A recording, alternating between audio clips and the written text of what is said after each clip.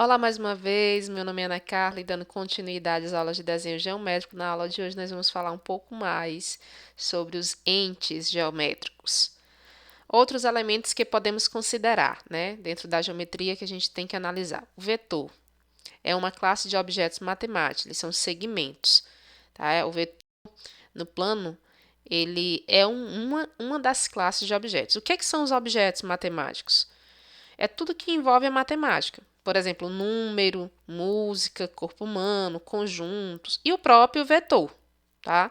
O vetor ele possui uma direção, que é o eixo da reta suposta que contém, um sentido, que é dado pelo deslocamento a partir de um ponto dentro do plano, e o módulo, que é o comprimento do segmento, é o comprimento do vetor, tá? E ele é muito utilizado no estudo de forças, lá em física.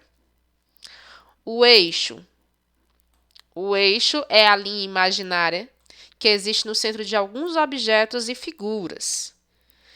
Para ilustrar melhor, imaginemos alguns exemplos. Por exemplo, uma linha vertical passando bem pelo centro da Torre Eiffel. Ou então uma linha no centro de um barco, que divide o barco em dois, direito e esquerdo, né? Dois lados, direito e esquerdo. Também a gente vai lembrar de eixos quando a gente observa lá no primeiro ano do ensino médio, trabalhando a ideia de plano cartesiano, tá? A ideia de bidimensional, duas dimensões, né? Nós temos o eixo horizontal, que é o x lá, né? Que é a abscissa, e o eixo y, que é o eixo vertical. E aí, quando a gente trabalha ainda a ideia de eixo, se você for para o tridimensional também, né? Na geometria, nós temos o eixo z, tá? Um eixo Z. O que é a forma? É uma figura ou imagem visível do conteúdo. É o que está sendo formado, tá?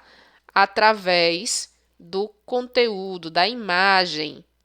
Ela nos informa sobre a natureza, a aparência externa dos objetos. Tudo que se vê, tudo que vocês verem, possui uma forma. E essa percepção da forma é o resultado de uma interação entre o objeto físico e a luz. Isso aí é bem estudado na física, né? E aí transmite a informação e aí a imagem é formada no sistema nervoso do observador, tá? Então, é a forma. É necessário que existam variações de tonalidades. É interessante isso. Eu costumo geralmente usar muitas cores nos meus materiais.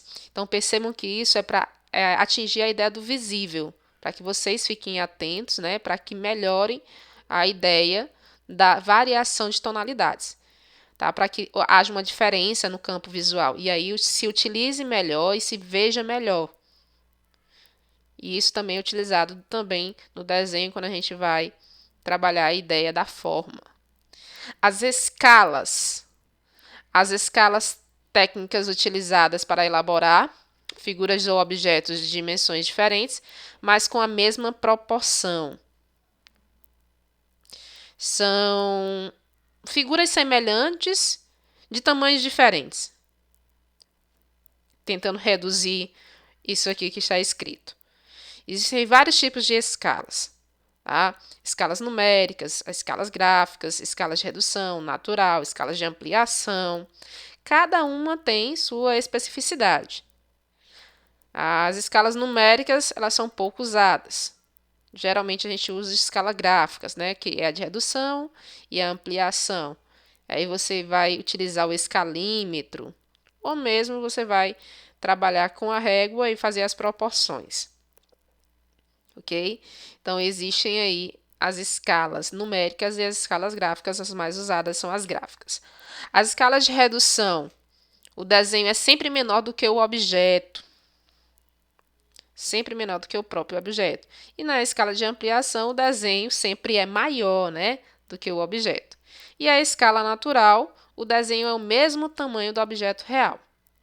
Aí tem a ideia daqueles valorizinhos, né? Ó, na escala de redução, as proporções é assim, ó.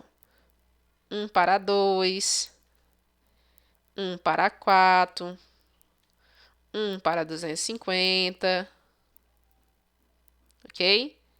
E é o desenhista que escolhe a escala. A escala de ampliação é o contrário, tá? Em vez de ser assim, vai ser assim, ó, 2 para 1, 4 para 1, 250 para 1. E a escala natural, ou a escala normal, é de 1 para 1. O desenho é do mesmo tamanho do objeto, ok? Então, essa foi nossa aula de hoje. Nossa aula fica por aqui. Até a próxima aula.